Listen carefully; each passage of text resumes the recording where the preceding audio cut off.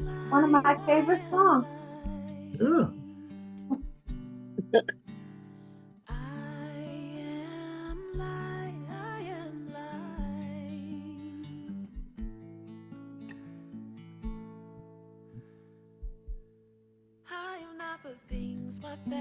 Good evening, everyone.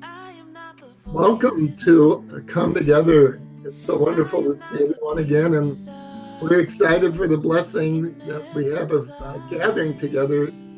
And we're the voice and leadership of Dedra Slack, who is our reflection leader this evening.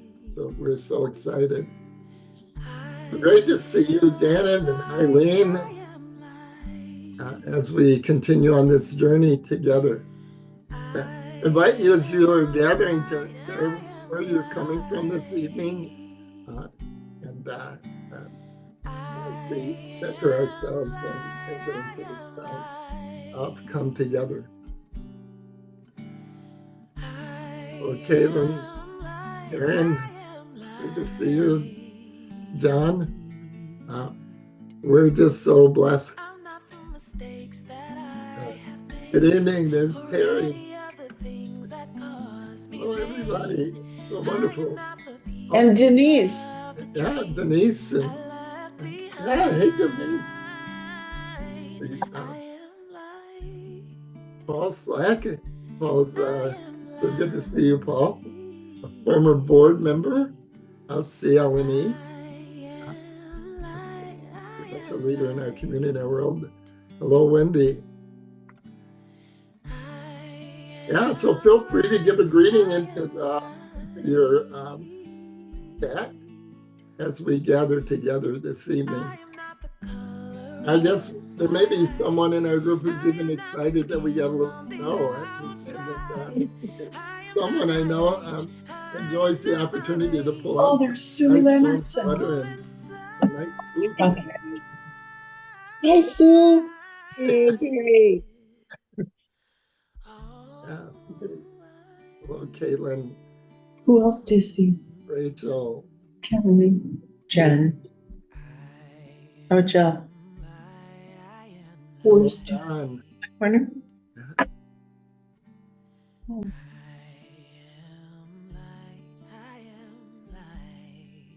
Yeah, and as we gather, we pray for our world. My goodness, every day there's something new that I kind of call us out into deeper prayer. So we give thanks, and we give thanks for the capacity to continue forward, to be encouraged. We give thanks for community and the opportunity to come together, knowing that we are never alone. We are not alone.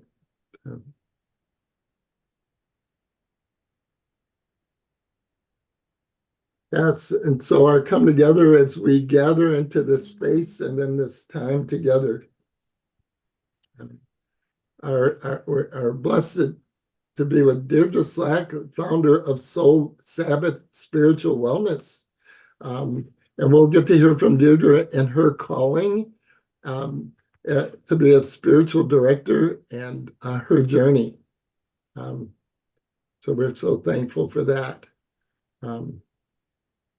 And then our process is we begin with this time of welcome, and the foundation again for CLNE, the Center for Leadership and Neighborhood Engagement, is the depth of being centered in welcome, safety, and belonging. And that is our centering, not only on these third Thursdays, but centering ourselves in community where everyone is welcome, everyone experiences safety, and everyone experiences belonging. And that's kind of our centering. We will have our the land acknowledgement, and then our reflection time with Dedra, who will lead us in a centering prayer reflection, and our conversation. And then the connecting is really foundational to our time together when we go into breakouts. And the breakouts are really a time to listen to one another from that deeper place where we really listen to one another and share more intimately in reflection. And then after the connecting our breakout room, then we rejoin and we share the depth from the depth of our breakout with Dedra and conversation and sharing. And then we'll end with our sending.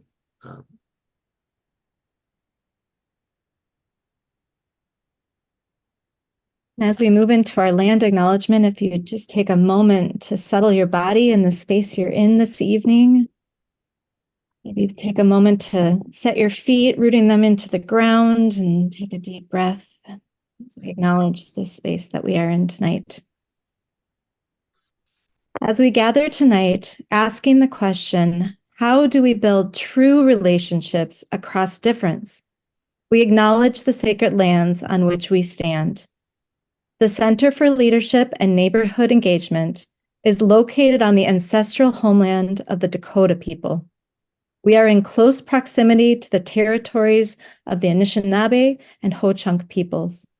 This land has been stewarded as a living relative by the Dakota for generations. The United States government effectively stole this land from the Dakota people through a series of unjust treaties and broken promises, followed by targeted efforts of genocide, ethnic cleansing, and forced removal. For this, we repent and commit to doing better. We look now to the Dakota people and all Native American communities as examples of resilience, resistance, and strength. We are grateful to have the opportunity to learn and to work in this community on this territory. As we enter into conversations of racial justice tonight, let us remain mindful of these broken covenants and commit to building trust in all our relations.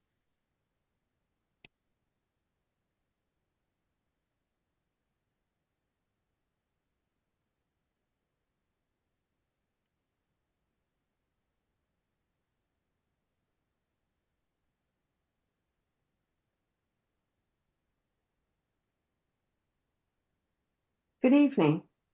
As we get ready for our centering prayer, I'm just going to ask that we, as a community, take one deep collective breath together. Breathing in this day, being grateful, and breathing out anything that may be distracting us from hearing one another this evening. One more time, one more collective breath.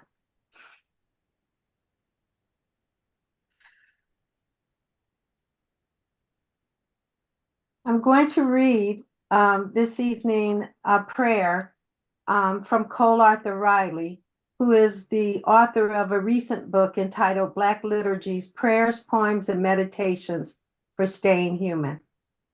And I ask that you put that on the screen. As I read this, I want to read it in a Lectio Divina style and ask that as I read this, what phrase or what word stands out for you? What questions might you have after hearing this? Dear God, it's hard to know what to say to a God claimed by those who have wounded us. Can we trust you?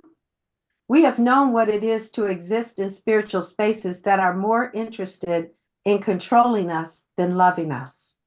To have the room to turn against us when our beliefs diverge from the group's. We thank you for giving us an interior compass, an intuition that no longer trusts spirituality that feels like captivity. Free us from those spaces.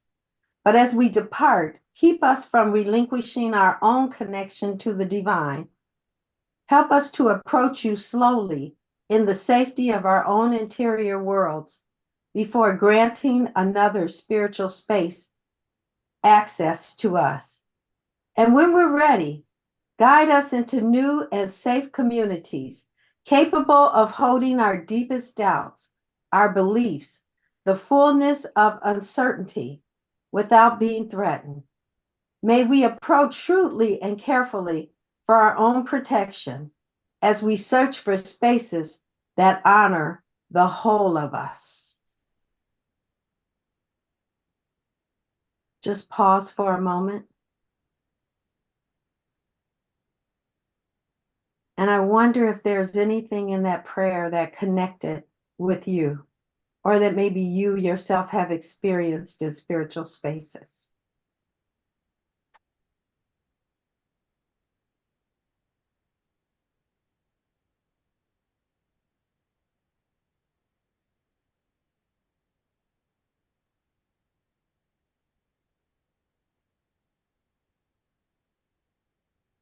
Thank you. I'm going to turn it over to Reverend Chapman. Yeah, I didn't know, Dedra, are you inviting people to share I am. insight?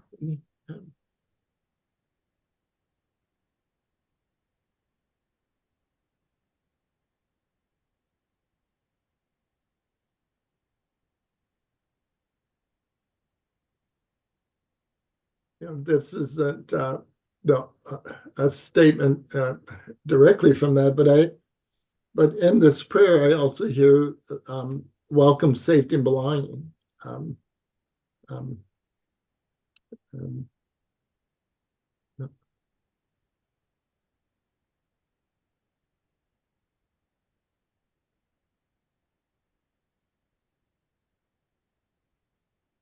Manu, would you put the prayer back up again?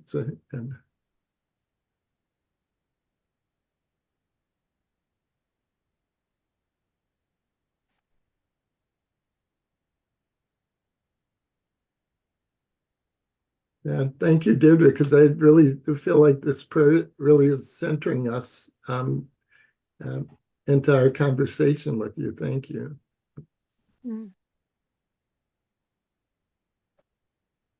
I see Jill's hand is up. Yeah, I would say one thing that resonated with me was to have the room turn against us when our beliefs diverge from the group.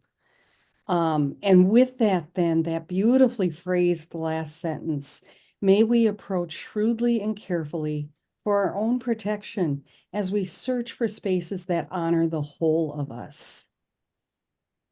What a prayer. Sacred spaces that will honor the whole of us. Mm-hmm.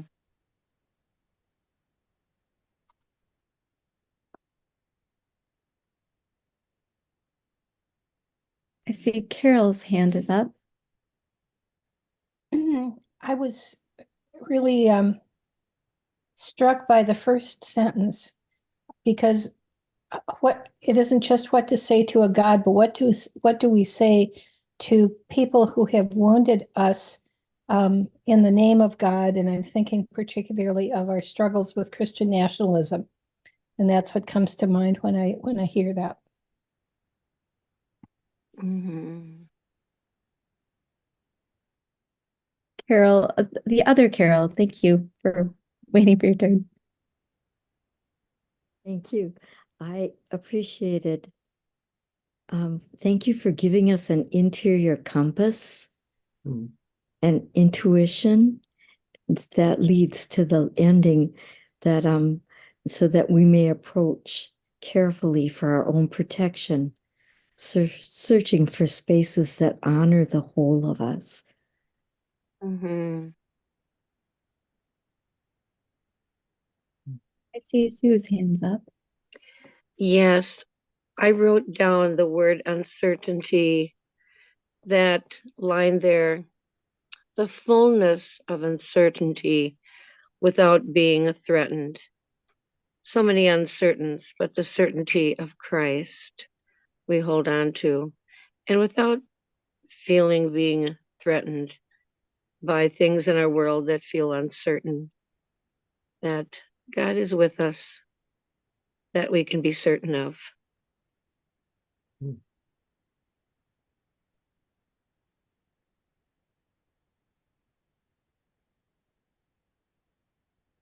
Thank you all. I want to invite our attention to Dedra, who is our reflection leader, for whom we're very thankful. Dedra is very much a leader and has responded to a calling to become a spiritual director. And that doesn't mean that hasn't always been a spiritual director, but she's gone through a process of confirmation, of certification, if you will. And I know Dedra and her husband Paul as one of those big, I want to say power couple, but not power in a way of but power in bringing people together and communicating an experience of community centered in God and spirituality. And so the way that this kind of evolved is it's meeting with Sue and Jill and Dedra, and in their conversation, I was inspired to say, how wonderful it would be if they might convene, if Dedra would be our reflection leader. And so that by the grace of God, that has come to be. And so we're very thankful to have Dedra this evening. Dedra, would you want to say anything in terms of, again, thank you for the centering of that prayer that I think really sets the table for this evening. Thank you. Thank you. I think the prayer really reflects my heart and my journey and my experiences. So I wanted to put that out there for you all to contemplate while we have this discussion, to set the ground of this discussion. Oh, thank you. One of the things that I love about Come Together, and it's the goal of that is to be able to be in a community and a safe place, a welcoming place, a belonging place, to also talk about the journey and its complexity of, and there was a point in the prayer that talked kind of about kind of a restriction of, I think captivity might even been the word in there.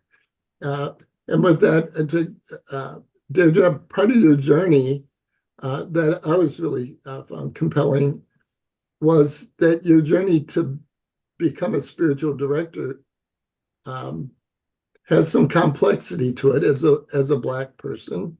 And so that's a huge part of the invitation for your leadership that's come together, is to be able to talk about that. So as a Black female contemplative spiritual director and a contemplative space holder, what has been your experience with the spiritual spaces and training that you've received? I'm glad you asked that. My experience as a contemplative, let me first say that as I think back on my life, I've probably been a contemplative most of my life in some form or another. I just didn't have the words contemplative at the time, or didn't understand that.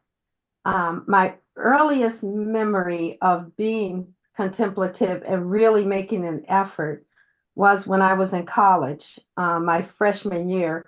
We had to take a class called Music History and Appreciation. I went to an all-Black female college, so to set the stage. And in Music History and Appreciation, every Friday, we were required to attend at least 3 quiet hours a semester. And quiet hours happened from 6 to 6:30. That really wasn't an hour. And you went to the chapel and you listened to sacred music. And I found that I started doing more than my 3 required. And my heart just wanted to be there every Friday. And it was almost that stillness, that time of listening to music was such a grounding time for me to get in touch with myself, to get in touch with what God might be saying to me. So that began my journey as a contemplative. I've always been a lifelong learner and a seeker of new things and new ways. My seeking in earnest to be a contemplative or to strengthen my contemplative skills was when I decided that the church in its form as it is today was not really offering me the expansiveness of how I wanted to lead others and visit with God myself. That the church had one way, and that was okay, that was fine. But I wanted to experience God in some different ways. And so I had to look outside of the church to find those different ways. So I began to study contemplative practices and go to various classes and retreats and so forth. My first foray into those retreats was I was accepted into a Lilly grant funded Women Touched by Grace, which was a program from the Benedictine sisters where we spent 20 days in a monastery a year. And we did this because of COVID. We did it for 5 years. And you actually lived with the sisters in the Benedictine monastery and you practiced, you chanted, you prayed, you had silence. And being one of two Black females in this program, I found it particularly challenging. Not because the sisters weren't hospitable. Everybody knows that the Benedictines hang their hat on hospitality, and they were hospitable. But what I found was that my version of contemplation wasn't always recognized and wasn't always heard.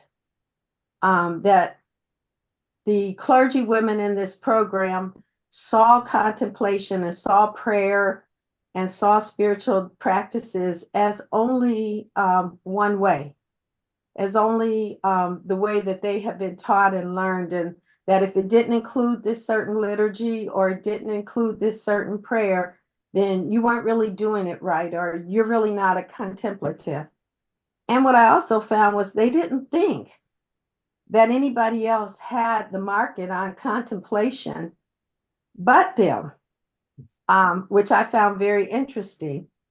I grew up with a mother that was a contemplative, and she very much studied and was interested in all the mystics. And so I knew what it was to study God or to be in the presence of God. But I started thinking and I started writing and journaling. And my first journal entry when I spent this week at the monastery was, who has the authority to parse out that which is sacred for another? Was the question. Who has the authority to parse out that which is sacred for another? I think many times we see the dominant culture as the authority or the power seat, even on things that are sacred and spiritual. And for me, that was problematic.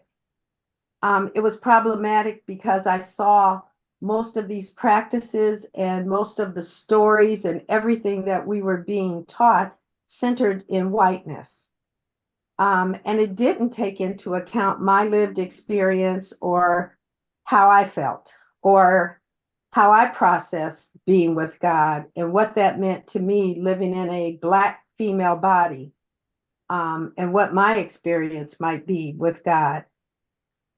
So what I found was in all of this seeking as a person of color, I was always entering white spaces and having to not dumb down myself, but I couldn't come into those spaces and be all who God had called me to be, which is really what contemplation is all about, is becoming, liberating, becoming who God has ordained or called you to be.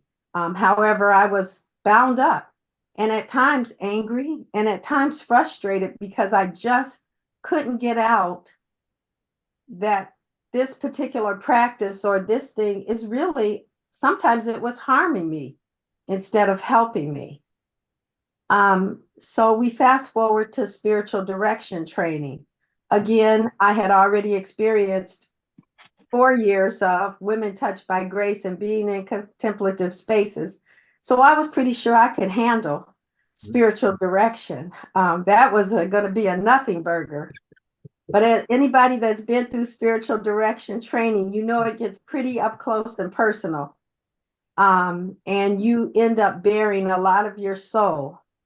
And I believe it was the spiritual direction training that is the place where I really found my voice, where I really found my voice to answer who has the authority to parse out that which is sacred for another, and to challenge that question, and to really give voice to, there are other perspectives here. Even though I am maybe one of three, we have a perspective too. And as I looked at the training, I struggled. One of the first things I struggled with was silence. We use silence as the hallmark of contemplative practices or as spiritual direction. Who has the authority to decide what silence should look like for me? When you come from a marginalized community, when you've been in trauma-based experiences, when you've dealt with microaggressions as a Black female in corporate America all day, every day, and you come into a space after working 8-9 hours a day, being disrespected, not being heard, not fully seen in the workplace, and you come into a spiritual space where everybody has to be quiet, but really, you need to yell. You need to get it out that I need to be seen. I need to be heard. I need to just woosah before I can be quiet. I need to process where I'm at, what my experience was today before I can center down. And some of the ways that I might center down in silence is music. I may have to sing a hymn or two to myself and a couple of verses, or maybe all 5 stanzas of a hymn to get my mind regulated in order to do the work of contemplation. A lot of times we come right in, and I believe that being able to have silence is a privilege. It is a privilege to be able to come in and say, everybody be quiet, or we're going to go on a silent retreat. If you've had your butt kicked all day, the last thing you want to do is be silent and think about all the ways and all the things you should have said back that you didn't say, or all the things that you could have done differently, second guessing yourself. You need to be able to deal with that lived experience before you can go beneath the surface and deal with the other things. I truly believe that you cannot have an interior life without dealing with the physical life, because the spiritual life and the physical life are one. We don't separate those things out. So as we look at contemplative spaces and spiritual spaces, how do we integrate all of those things into the space? And how do we make space for all of those things? So yes, I struggled. That's a long answer. I struggled a lot, but without the training, without those spaces, I would not have found my voice. So I'm thankful for the training and thankful for those spaces, because I do think I found my voice and my niche in where God is calling me to focus my energies. So first of all, there ain't nothing wrong with long answers. If you got something to say, so thank you for that. I was also struck that you mentioned that your mother was a contemplative. And my mother raised 13 children. And I can't help but think that I would describe her as a contemplative too. Mm-hmm. And thinking about, and this is a question, and that I assume that you're not just speaking for your voice, you're articulating the voice of many people. I think particularly women, as well as women of color. Can you speak something to, like, there's something about having voice. So you have a passion for the contemplative life, but you're also speaking from a certain voice of power, right? And so I'm just going off the cuff here, but that's what I hear, and I'd love to hear you speak to that, because you're really speaking from an experience of an institutional experience, and speaking to that for others.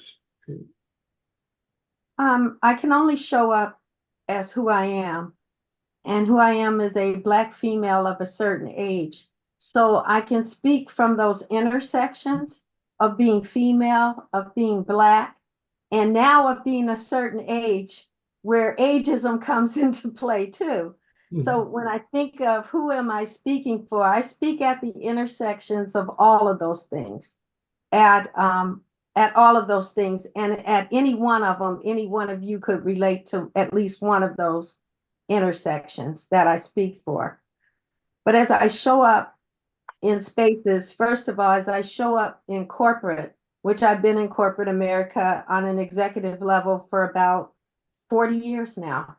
And so as I show up in corporate and being one of few Black females, my voice has often been muted. My voice has often been taken from me, or my ideas or my experiences have been stolen and used by other people or claimed credit by others. So to not have a voice for so many years in spaces where I had to fight to be heard, or I may make a conclusion, but if a white male says the same thing, all of a sudden this is brilliant and we must do it. So to live in that world and then go to a spiritual space where some of the exact same things are happening again, where do I find my voice to speak up, to say, wait a minute, how I feel and how I experience God matters too. And how can we expand our knowings and our definitions and our listening so that we can expand, I would say, expand our image of God. It's very interesting that we have a one-dimensional image of God, but I believe when the Bible talks about the Imago Dei, he's talking about the collective image of God and all of the beloved community that is made in the image of God, not just one single identity. So how do I give voice to that collective, to that beloved community that God speaks about? And how do I make people aware of the need for expansion, the need to look beyond what we see today, to expand our community? Contemplative practices are very important. They've changed my life. And I believe that spiritual disciplines and those things, they're not things we're getting always in church. So it's important to provide other spaces. A shameless plug for spiritual direction, but it is important to provide that kind of space for people who need to work out their spirituality. And we cannot do that in a very one-dimensional, one image of God, because people come with many images and many ways to experience God. So a question would be, there are people on this come together, some that have been involved in spiritual direction for a long time. Some people are more recently, some people have no connection with spiritual direction. It might be helpful. What inspired you to go into spiritual direction? I felt I've been directing most of my life, even as a kid. I was kind of the spiritual director of the neighborhood, and I was the spiritual director of my siblings. And I was the spiritual director of my dorm. So I've kind of been in that role. I've always been called to listen and to walk with others and to encourage people and to support. Even as we pastored a church, I felt that was always the role that I was playing, was the walking alongside people, the listening, the deep listening, and the deep guidance. So it was a natural progression for me as I looked for what was my next ministry. Where was God calling me in ministry now? Because I do believe that every now and then he renews that call and gives you a new direction. It was spiritual direction. It was a natural progression for me. So how do you live with that tension of something that has been a part of you for a long time, something that you love, and yet you have a critique of that, the process of certification? How do you carry that tension? That's a good question. That tension when she says in her prayer, um, free us from those spaces, keep us from relinquishing our connection to the divine. There are times when you want to relinquish that connection. You want to relinquish, it's kind of like, how can I be Christian when all of this is happening and I'm so horrified and disgusted by the things that I'm experiencing in the name of Christianity. And I think it was the contemplative practices that kept me connected to the divine. I want God. I believe God. I want God in my life, and by any means necessary. By any means necessary, I need that. I know how important that relationship is for me and God. If I let go of that, I have nothing. And so fighting for my relationship with God became more important than fighting with others. And at a point, I had to fight to maintain my relationship with God so that I could be in right relationship. But I also asked God to help me give voice to the things that were concerning and help me to find the right spaces and places to give voice to that. Well, maybe some of what you're sharing could be of assistance. So many young people are living in that space of relationship to the church, right? In terms of what some of them we call spiritual but not religious. Right? So living in that tension that you're talking about. So how do you honor and listen to or to seek to know more about the spirituality of someone who has a different lived experience than your own? How can you make space for experiences and view outside of your own context? And I think that is a question more for this group. Is more a question for this group. I think as a Black female, we're always making space. We are the beast of burden in this United States of America, and we always have been. We've always had to make space for everyone. We've had to make space to raise other people's children. We've had to make space to raise our own. We've had to make space to welcome other people into our communities that may not see or be who we are. So that has been the burden that, as a Black female, I feel we have always carried. But I think that privilege has made it so that so many of you all don't have to make space for others or makes expansion for the way other people see or experience life.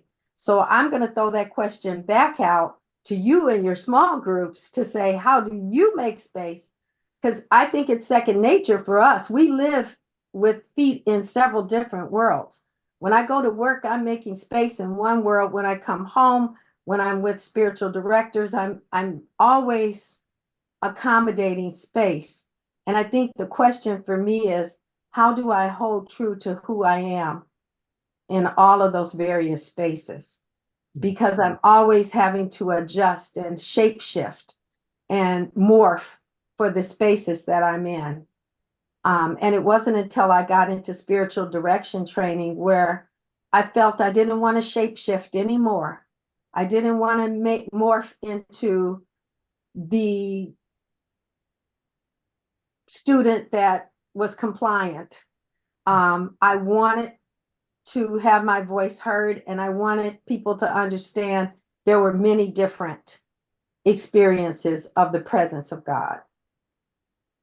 so Dedra, I really want to kind of invite this as a conversation, and that I believe that everybody navigates some of that in terms of compromising our lives, but more uniquely, Black people are in that, and so the challenge and the opportunity is to share that experience that we all have, and not put that on Black people, right? Right.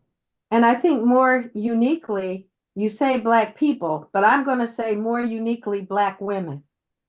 Because not only do we have to shape shift racism, sexism, gender, but we also have to shape shift patriarchy, not only in white spaces, but we have to shape shift in Black spaces as well. So I think it's a unique intersection that Black women sit at, with having to make adjustments and find our voice and find our way. And I'm not negating that other people don't have those things, because many of you all have to deal with patriarchy and gender and a lot of those things too. And then you put race on top of that. I think it's a unique place to live life in the United States as a Black female. Case in point, I looked at Fannie Willis' trial today. She's the attorney in Atlanta. I think of Ketanji Brown when she was going through her justice, her confirmation for being a justice. I think of Anita Hill. I think of these Black women. I think of the president of Harvard. I think of how many Black women have been dispensed over things that a male or a white male would have never been dispensed at. I think about that, and that wrecks my mind coming into this meeting after watching that Fannie Willis questioning today. I was almost beside myself. So how do I center down into a contemplative space after things that enrage me on a daily basis happen? It's difficult. Yeah. I would challenge that, Dedra, in that it's not centering down to a contemplative, it's centering up to a contemplative. Yeah. Up, down, around. No, thank you. This is just rich, Dedra. I think this might be a good time to transition into our breakout. Where, we'll go more deeply into the conversation of what you've heard and how this integrates. And this is a perfect transition point into the opportunity that Dedra's opened up for us. So as you enter into your breakouts, these are the questions for our reflection. What did you hear that challenged you? Have you ever experienced spiritual spaces where you did not feel seen or heard? And what was that like? And how do you honor, listen to, or seek to know more about the spirituality of someone who has a different lived experience than your own, particularly Black women, women of color? How can you make a space for experiences and view outside of your own context? So you'll have about 20 minutes, maybe a little bit more, or less. We'll let you know. Lana, how much time do we have for the breakout? Yes, 20 minutes. 20 minutes. And so again, remember to listen more deeply in your sharing. Introduce yourselves to one another. Focus on listening well, deep listening we're talking about, and hear from each person in your group, and speak from your own experience with I statement, and make sure that everybody in the group has an opportunity to speak, maybe before you go more deeply into the conversation. So again, thank you, Dedra, and we'll see you in about 20 minutes.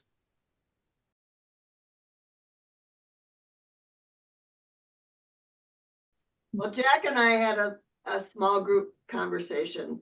Yeah, we've grown. Built right off of what the conversation was. We did. Good. That was good. Because I watched Bonnie Willis, and that was the first thing I said was, that was a great example of what she was talking about. Yeah. Yeah. PK, when everyone comes back, would you like the screen up for reconnect? Yes. Yeah. Well, and Dedra's here. Sorry, my screen wasn't showing everyone. Hello. Move if you're. Okay, I'm gonna shut us off Shut then. us off. I'm gonna mute us.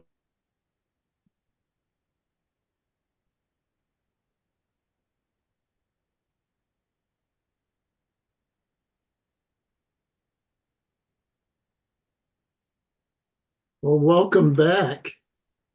I pray you had wonderful, stimulating breakout conversation. As we regather, invite you to type your questions or insights in the chat.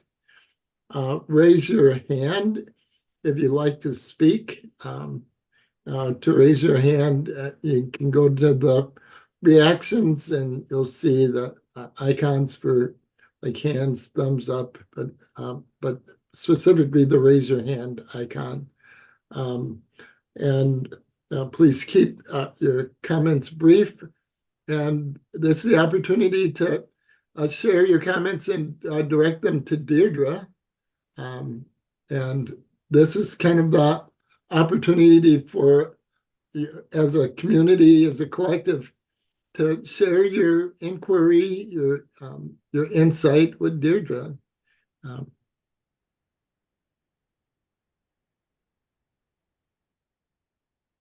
What stirred up for you?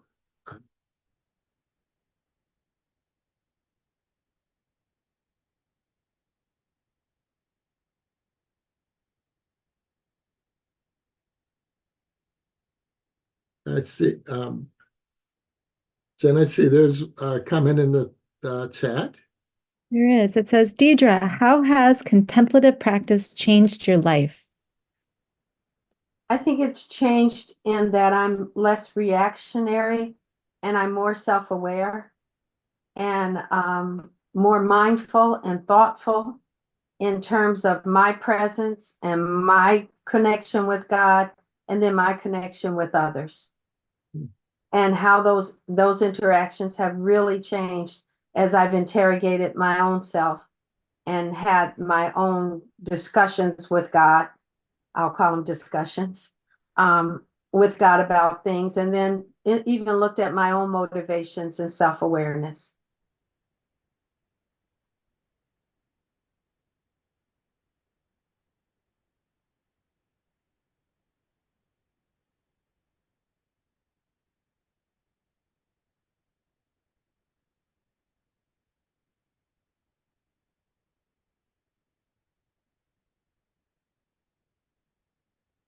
So one of the things that I gleaned from what Dedra was kind of this, and speaking as a Black person, the thing about participating in a society, a culture where the invitation and expectation is to move into or live into a single story rather than a story that's multifaceted and diverse. And just wondering what that's like for many of the rest of us, and or the temptation to assume that God or participating in a meaningful life somehow means to live a single story, a story that really is about assimilation and less about the creative expression of humanity, being a child of God.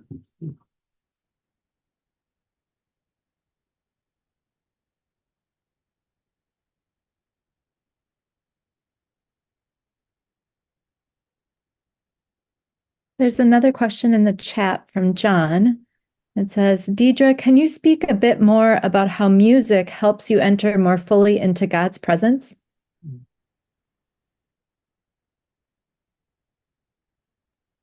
And Dedra, I think you're still on mute. Sure. I know for me, my silence is not always silence as I'm centering down or as I'm getting in the presence of God. A lot of times I will use a hymn or just some sacred music and sing if I'm singing to myself or listening to music, but it really helps me go down beneath my consciousness. Because as I stay in silence, sometimes I'm dealing at the conscious level of what happened today, what was the busyness of today, what didn't happen. And for me, music helps me go down beneath that consciousness into another space or communion with the presence of God that I may not be able to do in just pure silence. It gives my mind something to think on and to do other than the noise that I'm hearing when it's silent and the trauma that I have experienced or whatever I have experienced in my consciousness.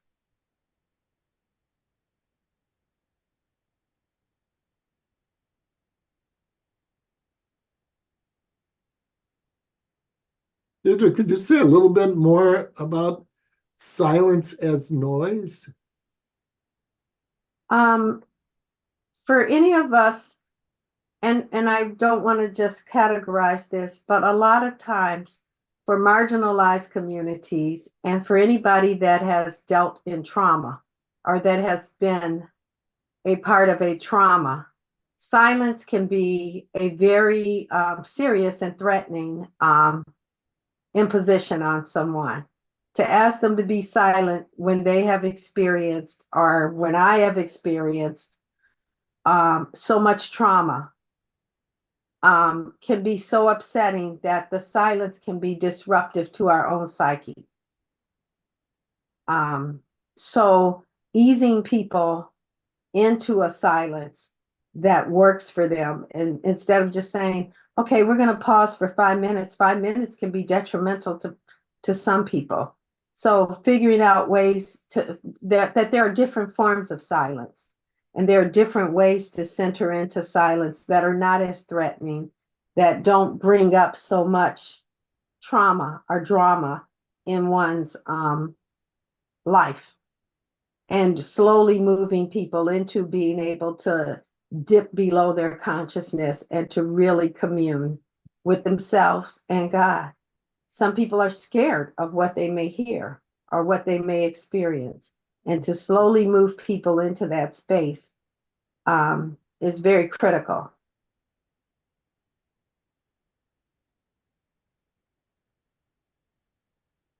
There's a question from Carol. It says, Dedra, can you push us a little more in making space for others? Maybe some questions we should ask ourselves?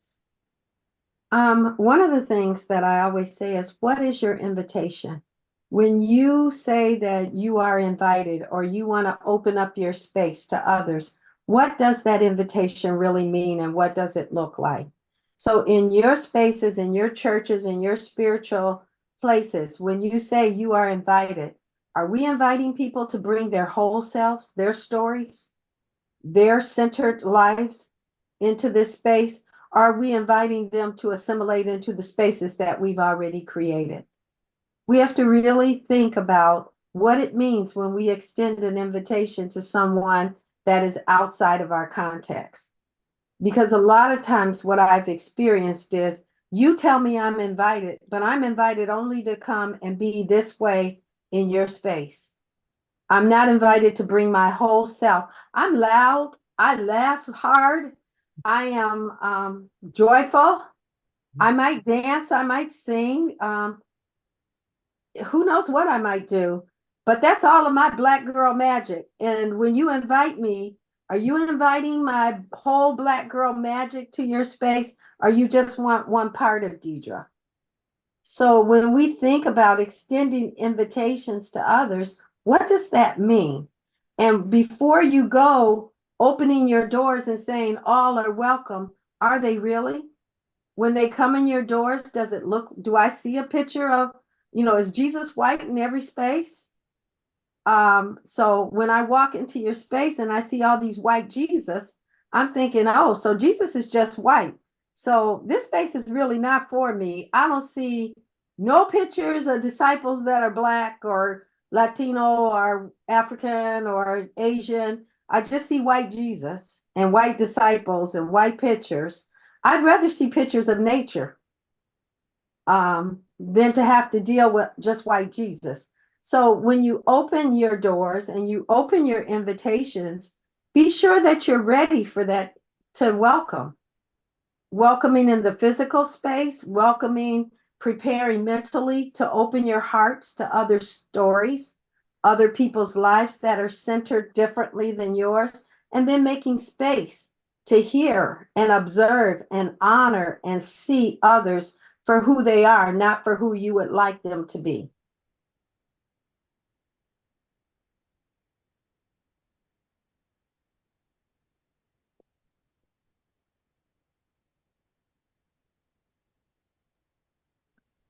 It looks like Ridgeway Addison has shared on the chat. It says, "Thank you so much, Dedra, for sharing your story in a way that spoke so well to the systemic dysfunction in such a personal way that, for at least for me, echoes out into our ecclesial and political collective. My question, how has the formalization of your spiritual calling and work impacted your own awareness of your own self, the Holy Spirit, and your own humanity, apart from and beyond your credentials and more formal work now? How was your training and professional work in spiritual formation and direction enriched and or negatively complicated your organic life with, for, and in God?" Ooh, that's a lot. Um, some of that's part two.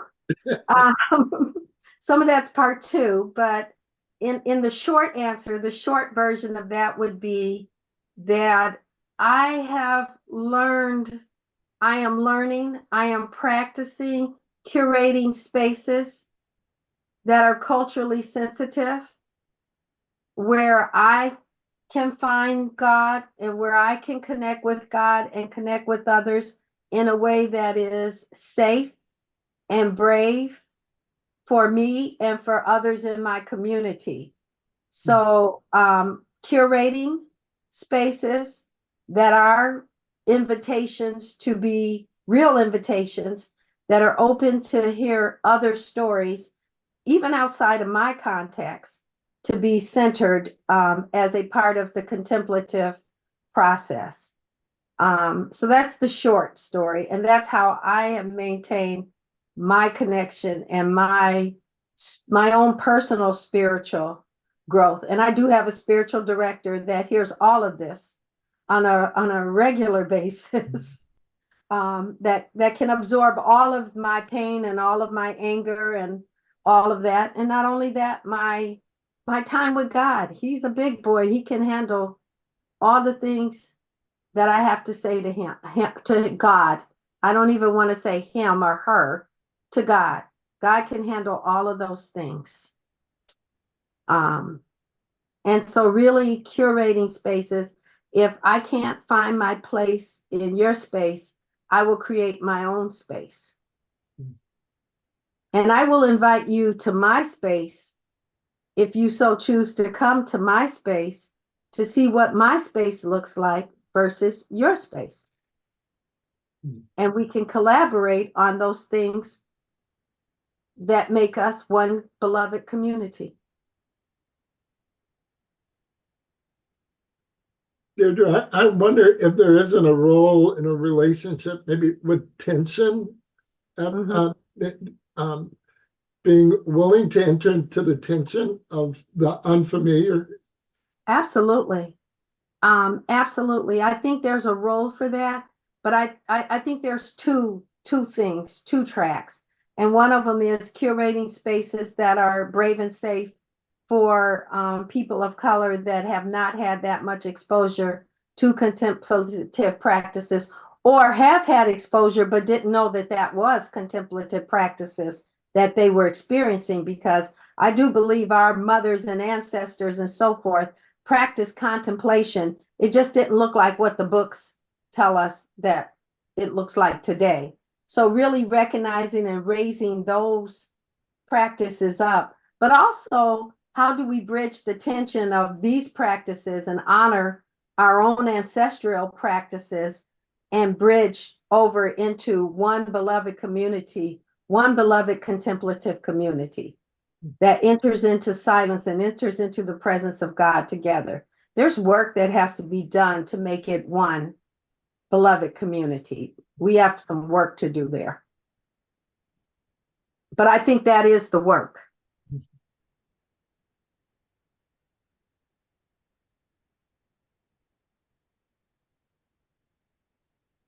So Deirdre, I'm thankful that you've consented to that. This will be a two-part. So you'll be with us again next month. And when I think about tension, one is I'm responding to how quiet we are. And I think that it's what I'm interpreting is the tension of listening to a Black voice of authority, or it's the unfamiliar part of that, which is a big part of Come Together for me. It's not a common experience in Minnesota that it's a Black voice that is the voice of that's the teacher, the authority, if you will. And what I'm interpreting is our tendency to not want to make a mistake or say the wrong thing, or the uncomfortable, entering into the uncomfortable. And I would ask this question: was there anything that I said or anything that nudged you? Because you guys are unusually quiet.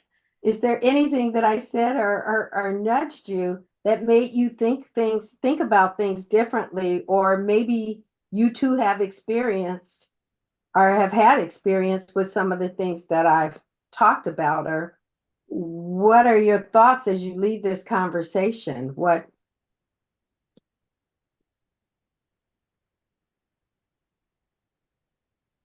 Speak.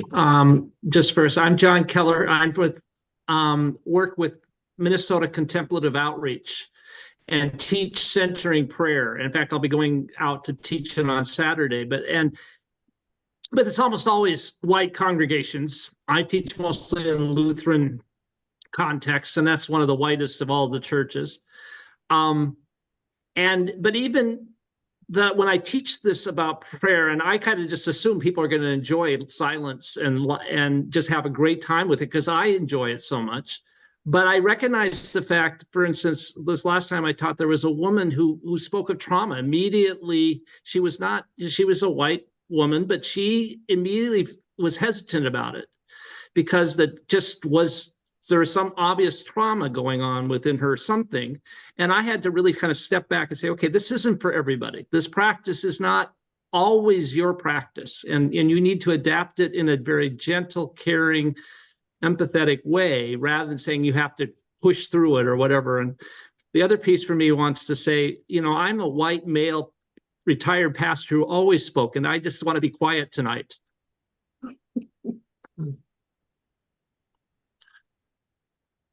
Jill, we have hands up here. Jill has her hand up.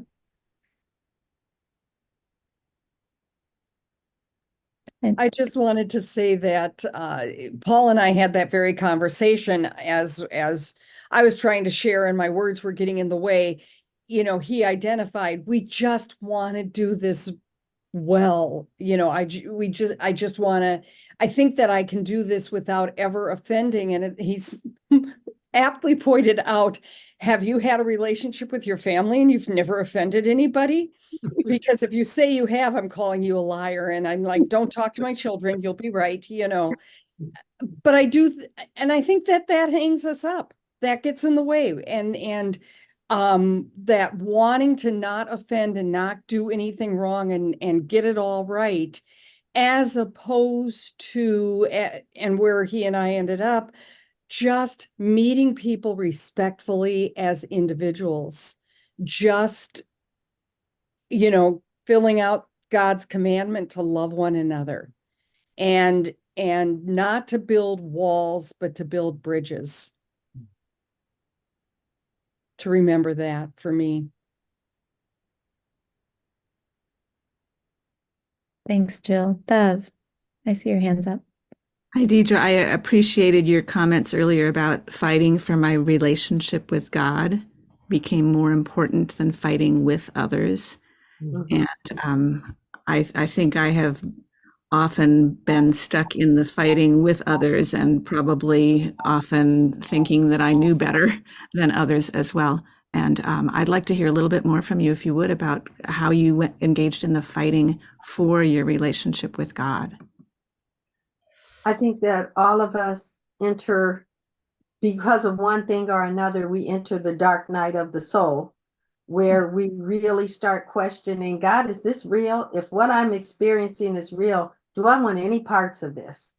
Do I want to be involved in this work? Do I want to be struggling with these people to be heard?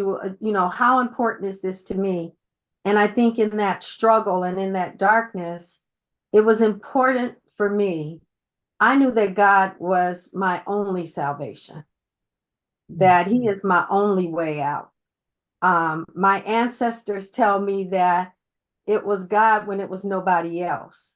And so for me, God, my relationship with God was more important to stay in connection with God than to fall out with God over you all. And so I chose to center down, really get clear with where God was saying I was supposed to be and who God was calling me to be and where God was calling me, and really work on my relationship with God and where am I with God, because I can't do anything with anybody else if my relationship with God is not there.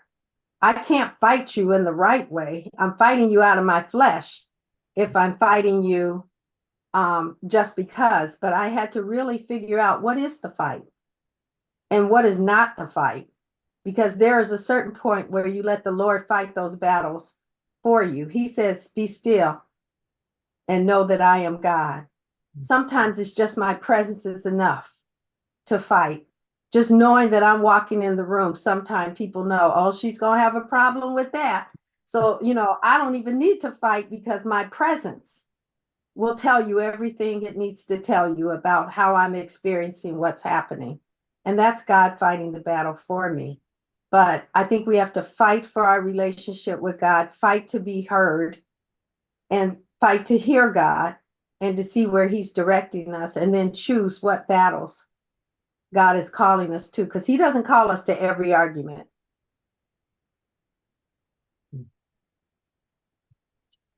Thank you, Deirdre. We'll take two more quick and then before we wrap up. So Eileen and then Don. I'll be quick, but thank you, Dedra, for talking about silence.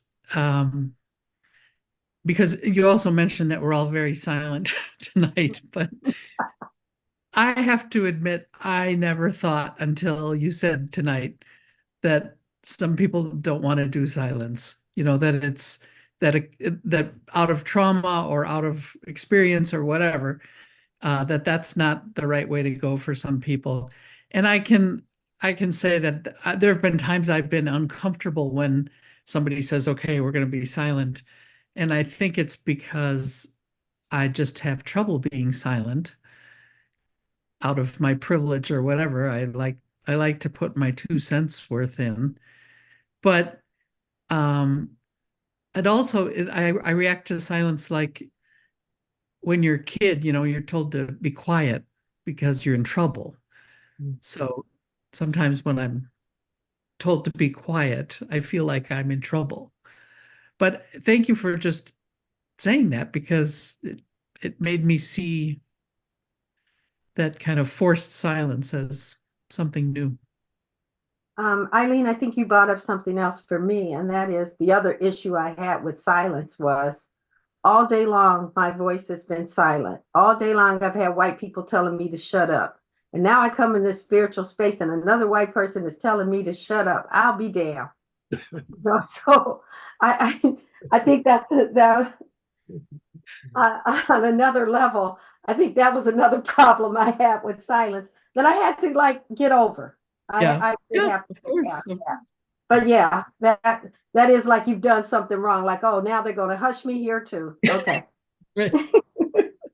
Thank you. Don, if you be the final. Pope Francis said something like this. He said, pray for those who are hungry, then go out and feed them. That's prayer. How does contemplative practice fit with a statement like that? Say your question again. It was Pope Francis who said something like this. Uh-huh. Said, pray for the hungry, then go out and feed them. That is what prayer is. And how does contemplative practice fit with, the least of these? And, meeting Jesus in the least of these. I think that when we think about contemplative and opening that space up to meeting the least of these or the needs, that we have to also open up our practices to expand, to include those that are marginalized and the least of these. We have to open our hearts and our practices to be more inviting and welcoming so that those lived experiences feel a part of the circle, that they're a part of seeking God too, and they're worthy to seek God just like we're worthy. And they're worthy to be bought into those practices, however we have to modify them or adjust them to bring others in. But I think we cannot dismiss the physical needs from the spiritual needs. We can't dismiss what's happening in the physical world for the spiritual world. The two are one. And so we can't just always go into the interior without looking at what's happening in the exterior. Thank you, Deirdre. This is just profound. Thank you so much. And we're so excited that we get to do this again next month on the 21st of March.